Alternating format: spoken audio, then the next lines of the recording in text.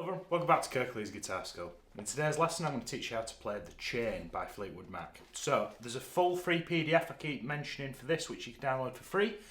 First link in the description takes you to our website. You can download this and along with nearly 100 other free guitar tabs on our website with an instructional video to go to it. Get this, it's going to be really help you to get along with this. It's a 3-page PDF with there's a couple of funky chords as well, which I've included the diagrams for. Here are the chords that we're going to work on today. Now, a couple of caveats. I'll pop this on the screen while I'm waffling. A couple of caveats for this. My approach to this is I'm playing this in a band on Saturday. Now, the band has another guitar player, but we're playing lots of other things in standard tuning. Now, Lindsay Buckingham of Fleetwood Mac was well known for using lots of different kinds of tuning, lots of different variations, kind of Travis picking kind of elements. This offering is how I play it in standard tuning and try and get it as close to the record as I can. I've also included all the fun bits on the PDF, so students at home practicing have got all the cool bits that they can work on, but they don't have to mess about retuning the guitar and go down a rabbit hole they don't need to. So it's probably going to divide opinions is this lesson, but this is how I play it and you can take it or leave it. Right, so we're going to start with the intro. So this is at the top of the PDF. I'm going to use an E-7 chord. So if we go back over here, now I'm looking at the chord at the top left. Now I'm using my index finger and my fourth finger because I need my second finger for later in the piece. Okay, it's not a strict E-7 because I'm omitting a couple of notes, but I think of it as an E-7. Now what I'm going to do is, I'm looking here at this intro. Can you see how all 4 bars start with the same 4 notes that are picked? So I've got the low E string, I've got the second fret on the D, and then I've got the 3rd fret on the B with an upstroke, and then I play that 2nd fret on the D again. I've got the Les Paul today and a little bit of crunch. We'll talk about tones at the back end of the video. Just get those first 4 notes for me. Now, it's up to you whether you want to use your index finger for that 2nd fret of the D string or whether you want to use your middle finger, because some hook or by crook we need to be pressing next. Can you see here, this very last note here? We need to be pressing the 2nd fret of the high E string to get that extra.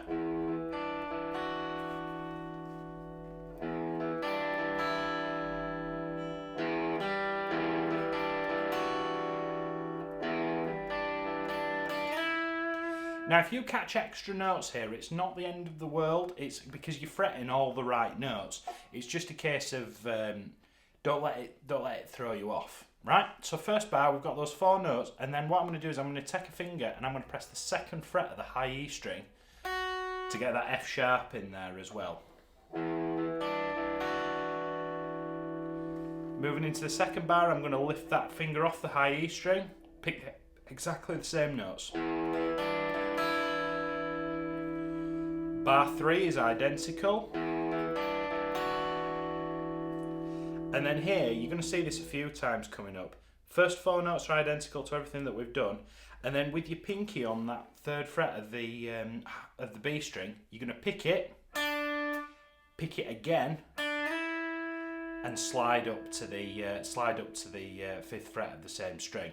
Now, because Lindsay's playing in a different tuning, it sounds a bit better when he does it, and this is a little bit faux. I don't think it's worth getting too bent out of shape about, but that's how I get that sound. Whole thing.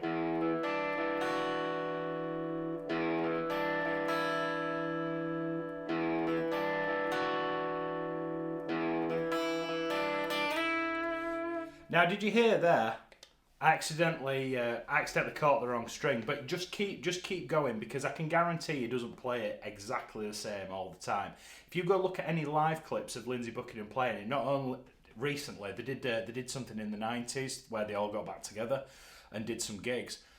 They're all in different tunings anyway, and then they've changed the keys of all the songs. So it's 6 of one, half a dozen of the other, really. So the second part, looking at the second line of the PDF, it's a continuation of what we've done. This first bar has got the note that we slide. this bar, we've done this one before. This is the same as bar 1. And then we've got this cool little lick here where we're going to pick the low E string, and then I'm going to pull off between the 5th fret and the 2nd fret of the D string, and then I'm going to mirror it on the A string.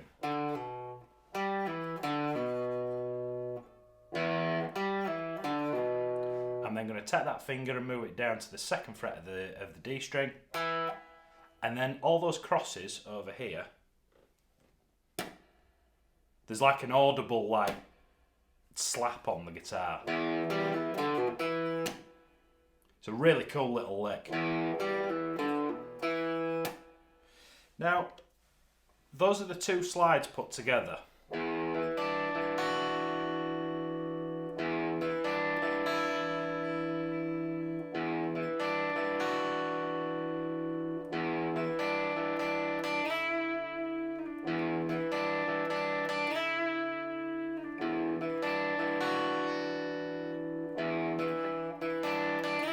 And the lick.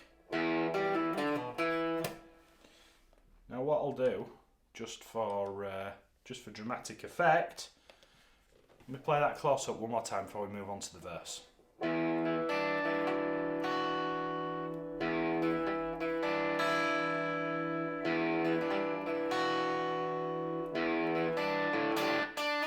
You see when I slide up there, I let go of everything to slide up onto the 2nd line.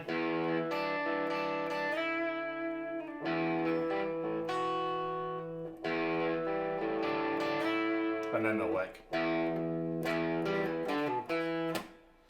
You have to forgive me today, it's very warm in the lesson room today. I know I'm missing a couple of notes, you can tell me off in comments, it's fine, I don't really care.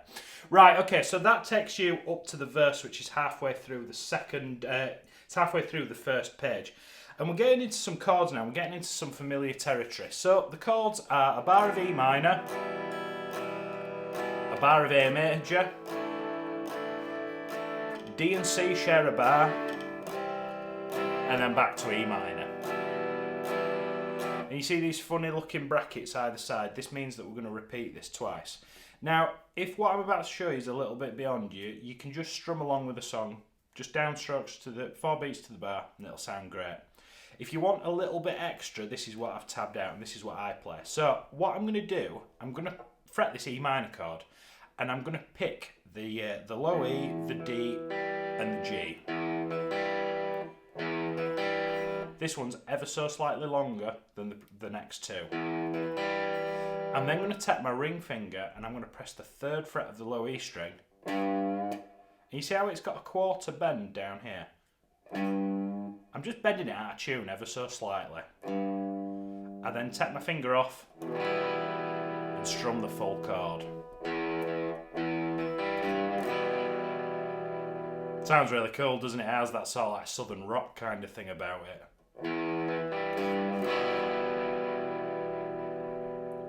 Going to the A chord, we've got this similar picking pattern, but I'm picking the A, the D, the G, and then the D again.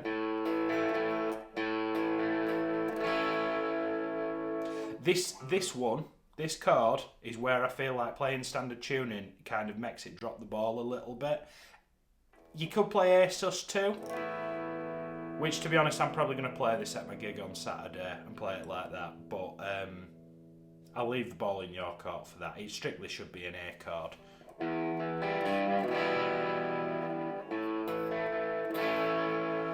Then for the D and the C chord, I'm going to pick the first 2 notes of each chord and then strum it. But so these are a quaver each, the 0 and the 2. 1 and 2, 3 and 4.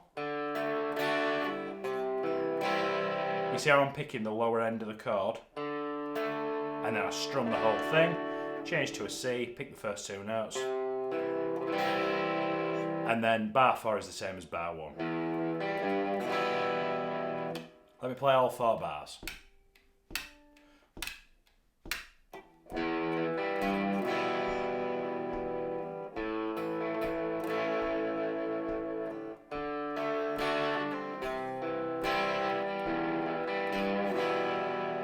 and that's repeated twice, and that's your verse. And I feel like that's a good substitute given the fact that we're not in the tuning that Lindsay's using.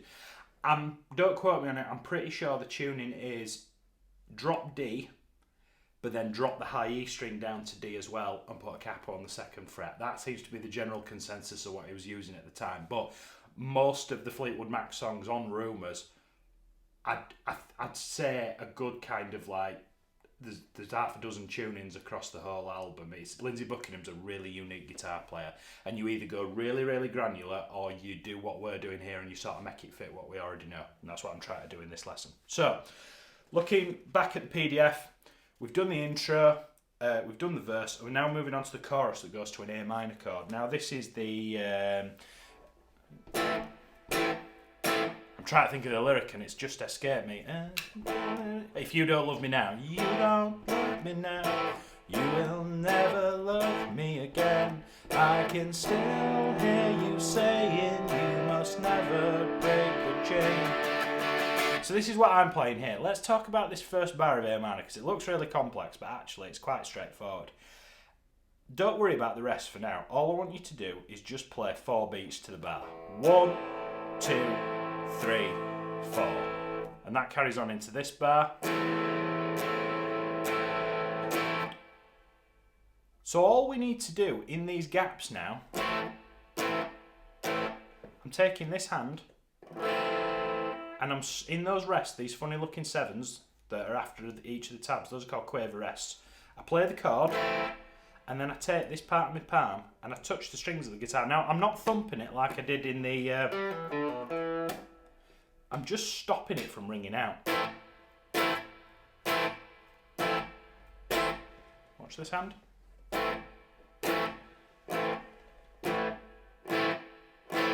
So we're 1, 2, 3, 4. 1, 2, 3, 4. That's the first 2 bars all in A minor. I'm then going to go to E minor and I'm just going to do 2 downstrokes. C. And then I'm going to do 2 downstrokes on D. And you'll hear Mick Fleetwood on the drums hit his snare drum going ga ga ga ga ga ga ga ga, 3 under, 40 under. It's called semiquavers. This D, I'm going to mirror those semiquavers. So I'm going to play 2 slow ones and then I'm going to play 8 really quick ones. And you'll hear the snare drum go duh, duh, duh, duh, duh, duh, duh. And I'm trying to mirror that, and I do that in bands quite a lot. If there's some sort of like stabs or accents that the drummer does, I try and make my guitar playing fit what they're doing. And it adds, when people talk about a band being tight, that's what they're talking about. You're all playing the same rhythms in those sort of key moments. So let me play the whole thing for you. A minor, 2 bars of E minor, 2 beats, 2 beats of C, D. Now, the teacher in me wants to tell you to play down and up strokes here. But I can tell by listening to the record that's not what he's doing. He's going... It's all downstrokes. So you could play all this with downstrokes and I'm not going to tell you off. Let me play it one more time.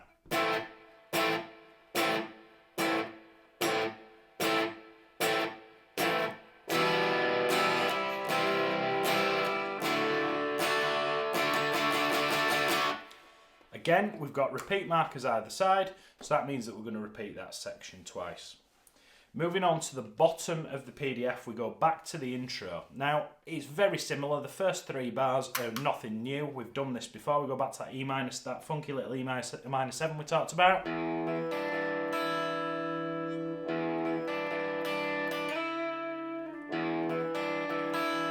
Now, this lick over here has changed before we go into verse 2. There's no open low E string. We jump straight into those pull-offs from 5 to 2 on the D, 5 to 2 on the A, and then what we're going to do is we're going to add a pull-off from the 3rd fret of the low E string, and then we go back to the octave there.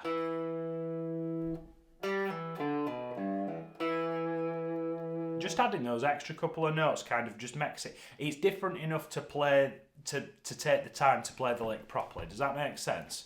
Let me play the whole thing for you.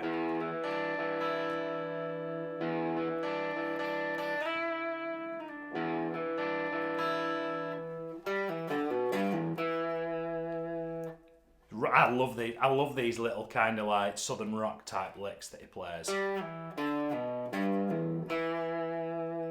I've just got a bit of, it's like, I can sort of hear a bit of Bonamassa in that as well. You know, you think, sort of makes me think of ZZ Top and that kind of stuff. So that's the intro. Now from this point up until we get up to the solo, we're now venturing into the depths of the second page of the PDF. So we're going to take this fella, put him over there for now. Right, so we're going to go into verse 2 and the chorus. Now, I've put these together. This is at the top of the second page of the PDF. There's no difference here between verse 1 and the first chorus, other than, I don't know if you can see over here, see if I can get myself in frame. Rather than repeating these sections twice, we're repeating them 3 times. When I play this in bands, I've probably played this in half a dozen different times live in bands, and this is the bit that always comes unstuck, and I'm always really kind of like trying to be mindful of not missing that, because it feels like after you play this verse for the second time, it feels like it's going to move to the chorus, and it doesn't. They do it an extra time, and the chorus is the same as well. I don't know if you can see down here. Can I make it over here? Look, yeah, where I'm wiggling my finger, 3 times of those as well. Nothing new in that. It's just 3 times through instead of 2 times through. All the notes are in the same places. It's all played in the same manner. So following that, we get into the sort of like bit of an instrumental section in the solo. Now, we've got these funny looking. It looks like there's a lot here, but actually it's a lot of the same stuff. So what I want to do, just before we jump into that, I want to go back to the chords. If you have a look at the E minor, which is it's on the top row, second one from the left. E minor, nothing new there. And then you've got E minor 6. Okay, now E minor 6 is an E minor with the 6th note of the scale put on top of it, which is a C note. So that's why I've put the 1st fret of the B string in there. Okay, if that all sounds like gibberish to you, don't worry about it right now. All it is it's a funky E minor. Now, when we get to this section, I'm actually going to play this first E minor. I'm going to use different fingers. Rather than using finger 1 and finger 2, like it says on the diagram and what I've been doing for the rest of the piece, I'm going to use finger 2 and finger 3. And that's because I need to be able to turn this 1st fret of the B string on and off. Okay? I don't want you to do this and then be moving to that. That sounds like too much like hard work does that. And we've already got this. This is a bit of a pain in the backside to start with anyway, so we want to try and make this as easy as we can. And all we're going to do is we're going to strum this big kind of like brash E minor, and then I'm going to put that 1st finger on the 1st fret of the B string, and it kind of gives you like James Bond kind of vibes. You know, so sort of reminds me of that. Once we've done that, we're going to break completely out of position. Now, this chord shape comes up again and again in my lessons. The last time I looked at this, it was in Surf Rider by the Lively Ones, and because of the tuning discrepancy that we've got, there's no kind of easier way to play this. It's just a bit of a stretch. So we've got the 2nd fret on the high E string. That's an F sharp. I'm then going to take my pinky. I'm going to play the 5th fret of the E string, and then I'm going to take my ring finger and I'm going to play the 4th fret of the G. And these are dotted quaver triplets, which is it's a lot for a Friday, isn't it? Now what I'm going to do is I'm going to pick those, what I call economy picking. I'm going to go up, up, down, up, up, down.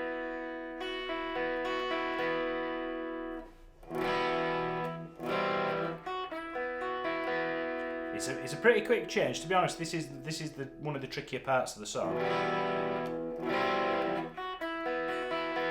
Now I actually think this is 2 guitar players playing 2 bits and doing a bit of call and response, but obviously on the sort of only guitar player on the gig scenario that we do, I've got to try and wear both hats where possible. So that's bar 1. Bar 2, you're just going to hit those 2 chords. Bar 3 is identical to bar 1. Bar 4, we're just going to hit the E minor, and then instead of a group of 2 of those triplets, we're going to do 3 lots of triplets, and then we're just going to add that 5th fret back on to the end of the B string to sort of met the numbers up.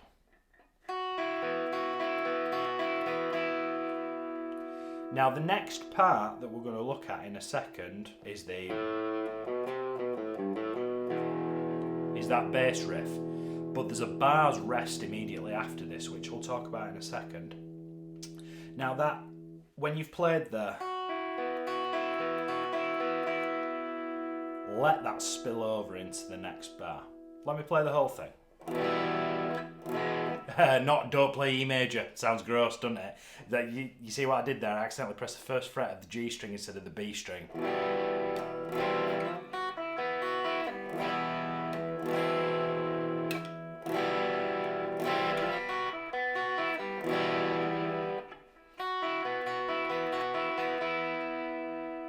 And don't forget to let that bleed over into the next bar.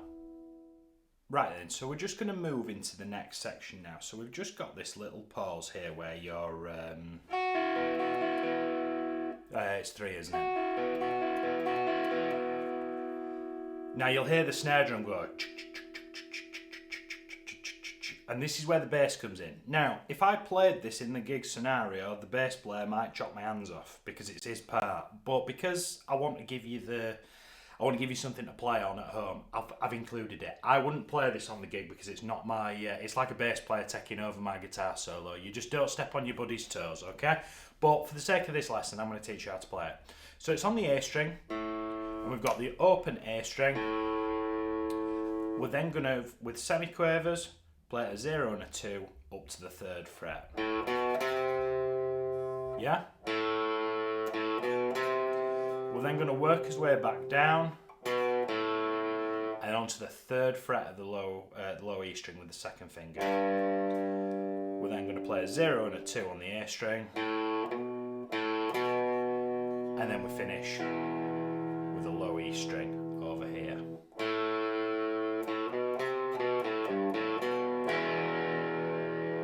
And you'll play it again because we've got repeat markers.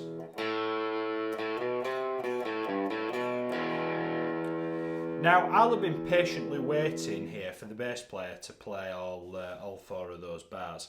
And as he continues to do that, on the record, and what I'll do is, I'll play these octaves of E, which is the 5th fret of the B string, and the high E. Now, I will start off by palm muting it a little bit, but I don't know if you can see, at the very bottom of the tab, there's like 2 jaws that open. Now, this is called a crescendo. What this means is I'm going to start here, whisper quiet. And as we go through, because it's just the same thing, isn't it? As we go through these 2 bars,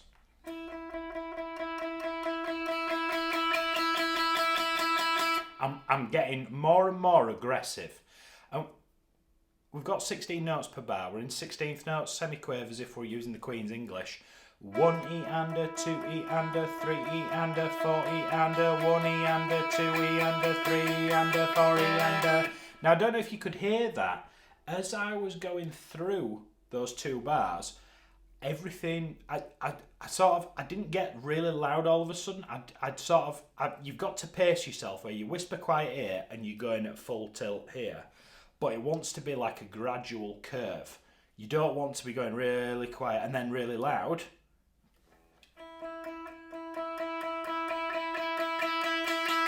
You know, you'll get used to pacing yourself, but imagine it's like opening a tap, isn't it? Rather than just turn it on gradually so that the flow of water that's a really crap analogy. Ignore that. Just go really quiet and then gradually turn up the volume. Imagine you're turning the volume up on your amplifier, but we're doing it with his guitar.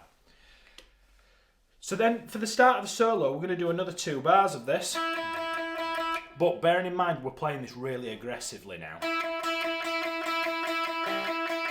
1 E and a 2 E and a 3 E and a 4 E and a... Then you'll hear something change in the record, and what happens is it goes up to the octave. So if you go 12 frets higher than where you're playing, that's an octave. There's 12 notes in music, and every 12 notes it repeats itself. So add 12 to 5 gives us 17. I don't know if you can see on your guitar, you've got markers on 3, 5, 7, 9. These are pretty small on this Les Paul. But you go into the second, after the double marker, which indicates the 12th fret, it's the second marker up again. You see how I've got these trapezoid inlays on this guitar. So we're going 12 frets higher and we're going to do exactly the same. So we've come from here.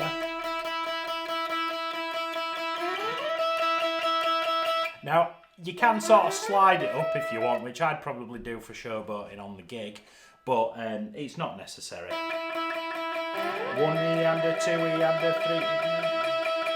Now, if your intonation's a little bit wonky up here, like this guitar, she's an old lady as this guitar and not as well intonated as it probably should be, I might just sort of just bend it into tune ever so slightly if you feel like it needs it. You're going to do that for 2 bars. Then you've got this really cool lick. Now I know because of the tuning that he's using, there's some like extra open strings still going on while he's playing this lick. We don't have the opportunity to do that, so I'm just going to play the lick, and it's this little sort of... It's this really cool little... I'm going to go to the neck pickup simply because make it easy for you guys to listen to at home. Don't you worry about doing this when you're doing it with the record. You want loads of treble so you can cut through, but when I'm playing it in isolation, it'll sound better at home for you guys if I use this pickup. Right, so I'm starting on the 15th fret of the high E string with the index finger. I'm then going to go to the 17th fret with the ring finger of the B string, pick that twice, and then I'm going to play 15th on the B, back to 17. Here, we've got an extra 2 quick 17s before the pattern repeats itself again. Da da da da da da da da da da da da da da.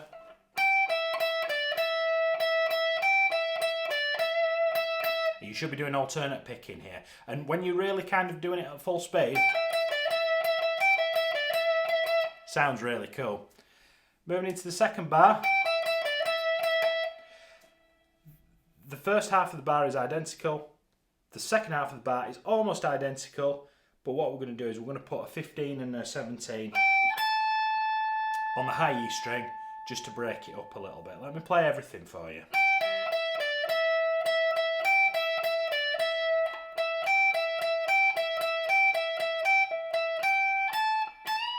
And we're going to go to a bent note in the next bar. Pause the video and get this under your fingers.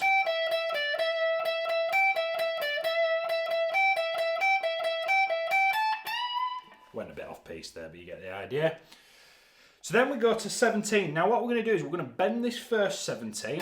Now bearing in mind he's just rocking here, yeah, and it's not. This solo's quite clearly been improvised. Okay, so don't worry about getting it absolutely bob on. It's not something like Sweet Child of Mine where every note's kind of put in a really distinctive place. He's just bending that 17 and just mashing on it and having a great time, and who am I to tell him off for that? So, but what he's actually doing is he's going to bend the first one, and then in quavers we're going to play the next 5 beats, three beats in this bar, 2 beats in this bar, and you see how the first bend has like a curve up. Now once you're up there, don't worry about bending every one of these notes, that comes over here. When the line for a bend is straight up, you're already up there. I want you to just sit up there. 1, 2, 1, 2 and 3 and 4 and 1 and 2 and... Yeah? For the last 4 quavers of the bar, he actually does the bend. But if you did it for a full 2 bars, it'd get really, really tiresome. Okay? So he's going 1, 2 and 3 and 4 and 1 and 2 and 3, 4 and... It's quite hard to count that and play at the same time, but that's what he's doing there. Then we've got this like descending lick, which this is the last bit of the solo, and then we're going to talk about the outro. But we've got a bend on the 17. We then bring it back to pitch, move down 2 frets, bend the 15. Now, can you see this one over here? You bend it up, and then you pick it again at the top and bring it back down.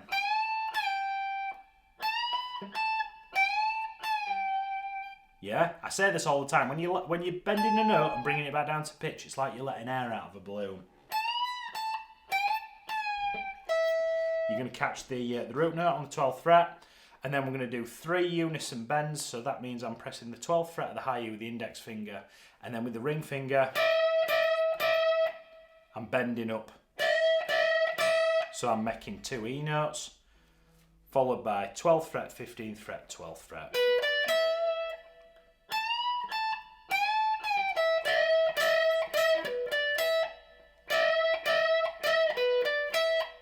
And then I'm going to go to the 17th fret and I'm just going to carry on mashing on that for another bar. Now your two options here where you can go. I've opted for the chords because when I'm playing this on gigs, it's the big kind of like final crescendo for the song. Now if I just carry on soloing over it, the audience won't feel it being taken to the next level. Lindsay Buckingham is continuing to improvise a little bit with loads of bends in a similar vein to the end of the record. I've opted to do the chords and I'd recommend that you guys do the same because it's a nice little way to finish it off. And all we're going to do is we're going to strum A minor for a bar, C and D are going to share a bar, and then E minor for 2 bars. And I'm using a down, down, up, up, down strumming pattern. I'm still using quite a bit of distortion.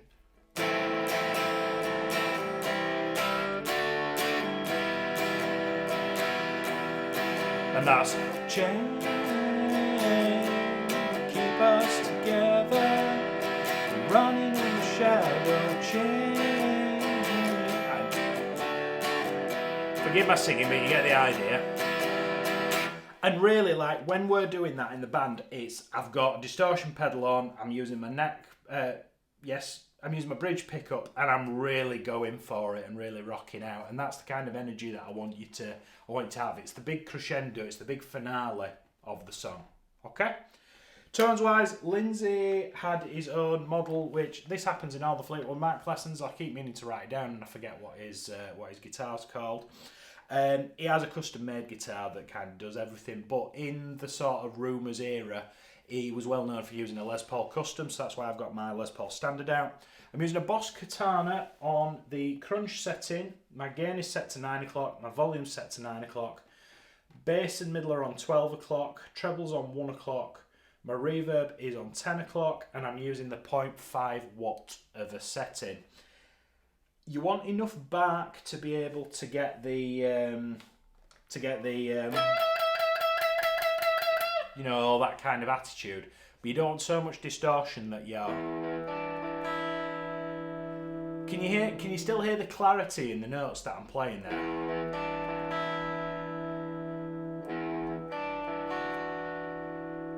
And it adds this lovely kind of level of sustain which we're looking to achieve. I'll be playing this on Saturday, mostly on the bridge pickup. And also how hard you hit the guitar when it's set this way dictates how it'll sound. Like when I'm playing them, I'm only tickling it. But then when I'm going, I'm really thumping on it. So that's the kind of old-fashioned way of using amps really. It's like have it really cooking and then don't, be gentle with your guitar when you don't want it as distorted. That's kind of how I'm going for it anyway. Don't forget to go to the website and get the free PDF. And there's nearly 100 other lessons which you can download there completely for free. I will see you next week for another electric guitar lesson. Thank you so much. Cheers, guys.